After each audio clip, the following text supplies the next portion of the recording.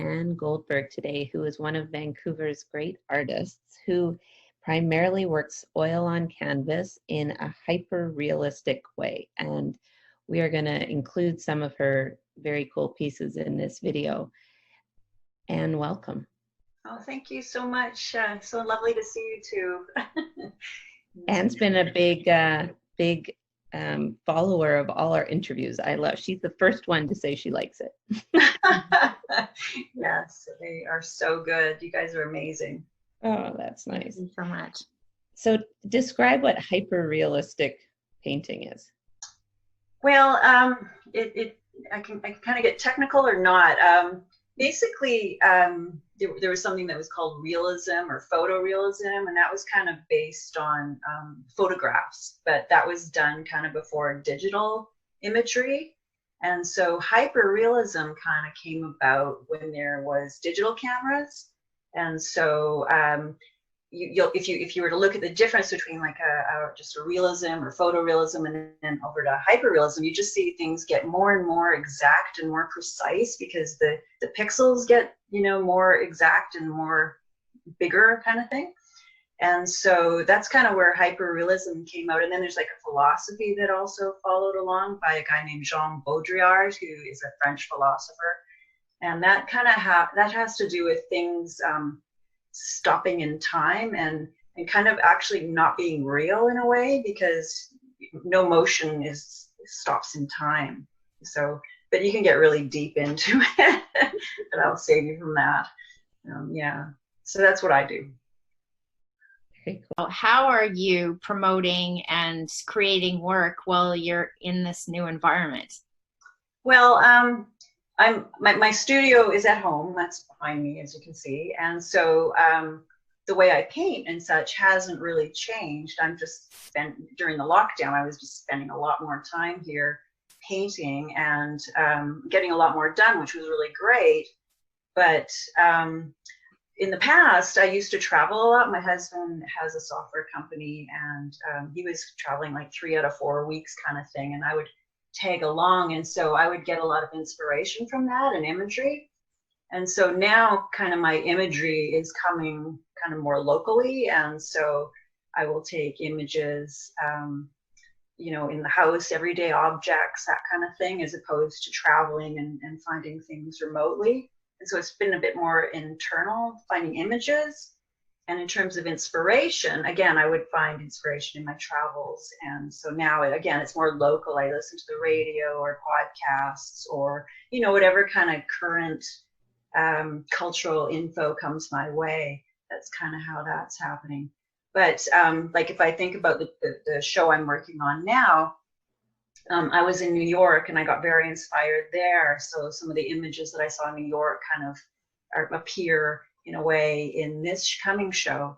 And also I was in Cambridge, and there's a museum called the Fitzwilliam Museum there, and there were the Dutch master paintings, the Vanitas, which are kind of floral. They're still life florals with kind of a dark side and also a very bright side. So those are really influencing this show that's coming up. So the show that I'm working on is called Cake, and it's going to be at the Pendulum Gallery, which is downtown Vancouver, across from the Vancouver Art Gallery and the Bank of Hong Kong. And so that's coming up in October. And but I have to say too that this show was also influenced by, podcasts and radio that I listened to. And the idea of this show is kind of about the shrinking middle class and authoritarianism. So yeah, and so promoting my work, well, I used to be with a gallery called Windsor Gallery, but they closed last summer, although I'm kind of working remotely with a gallery in Calgary called Gibson Fine Art. And that kind of works right now because they are remote. So we're doing a lot of our works by social media. But a lot of artists are finding themselves in this position where they kind of have to promote themselves.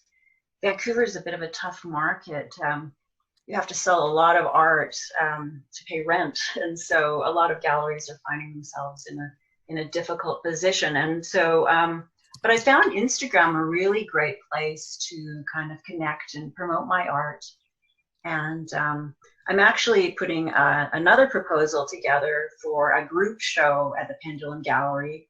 And they've asked artists to kind of tell how they're doing during this pandemic. So that should be a pretty interesting show.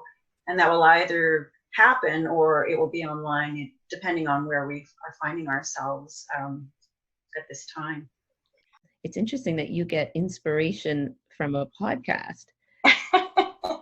Yeah, I listen to a lot while I paint. And that just inspires you what to look for to then. Yeah, I feel sometimes like I'm just letting things kind of flow through me, and I'm expressing kind of what's going on in the world in a way, almost like a mirror, if that makes sense. Yeah. And your Instagram is excellent, because that's where I follow. And yeah, everyone's going to have to check out Anne's Instagram, because you truly can't believe it's painting. Thank you. I try not to make them too real in a way. Like if you were to see them in person, I try to make them kind of painterly in a way. Yeah.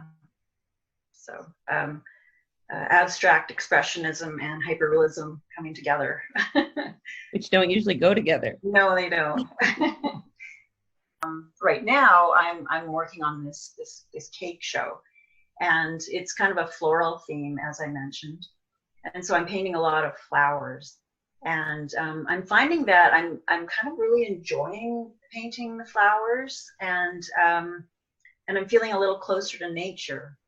And what I found was that these flowers are kind of taking on this anthropomorphic kind of quality. They're kind of showing emotions in a way. And so and you know, I'm listening to all these stories about the pandemic, and some are really sad, and some are of hope, and you can kind of see these emotions in these flowers. It's kind of interesting. And also I'm really happy at the way Canadians are dealing with this pandemic. Mm-hmm. And so I'm kind of thinking that might be this proposal that I'll put in for this summer group show at the Pendulum Gallery. It'll be like flowers taking on these Canadian stories, if you will, and having emotions. And I'm actually really excited about it. And so this idea came to me just, you know, being locked down and listening to what's going on in the outside world and painting these flowers. Anyway, so that's kind of the direction I think I'll take for that. But I kind of believe that storytelling through imagery is a powerful tool for connection and healing. And the power of art gives us permission to pause and reflect on our emotions in a way. So yes, I've been home, locked down, and my daughter, who is in university in Victoria, also decided to come home. And so she's left again now to collect her stuff, but it was just, I have to say, so lovely to kind of reconnect. We just, you know, it was just so lovely. And same with my husband, because he's traveling so much less. We reconnected and we kind of slowed down, and it was lovely. And also, we've been trying to buy some local products, which I've never tried before. We just got something called 33 Acre Beer, and it's delicious. Mm-hmm. I love the label design and the branding. I also recently became a vegan, and we've ordered some like meat from the Very Good Butchers in Victoria, also delicious. And we also did takeout at the restaurant called Meat. It's a vegan kind of restaurant, and they have the most amazing poutines.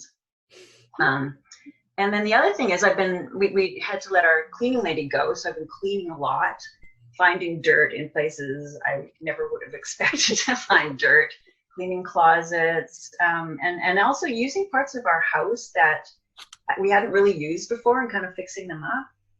And then the other thing is, it's been a lot quieter, like fewer cars, fewer emissions, and less pollution, so that everything just seems a little clearer with the sky. And then you hear about more animals coming out, which is also fairly lovely. And I just heard on the news that you can see Mount Everest from Nepal, which you hadn't been able to for 50 years. So that's quite something. So there's a few silver linings, but I mean, you would never want this, but you kind of have to look for them in a way. And also, it's been amazing to connect with you guys, which has just been fantastic. Thanks. So a question, why do you call it the show Cake? Oh, good question. Well, it's actually about I call her kind of a modern Marie Antoinette. And the first painting that I did for the show it's a 6-foot painting of kind of a prominent Vancouverite. And she's 6 feet tall, and she's made up of all these flowers, which were again influenced by these visits to the Dutch master Veneta paintings. And so she represents a modern Marie Antoinette. And so it kind of, and then so that has to do with cake, obviously, with the whole, don't eat much of the cake. And so, and again, so it has to do with just, giving back. You don't want what happened to Marie Antoinette to basically happen again. You need to give back to society. If that makes sense. So there'll be images of cake and flowers and hedonistic kind of imagery in a way. Yeah. I love Dutch still lifes. I love them. Thank you. And how will you choose the other artists to show with you?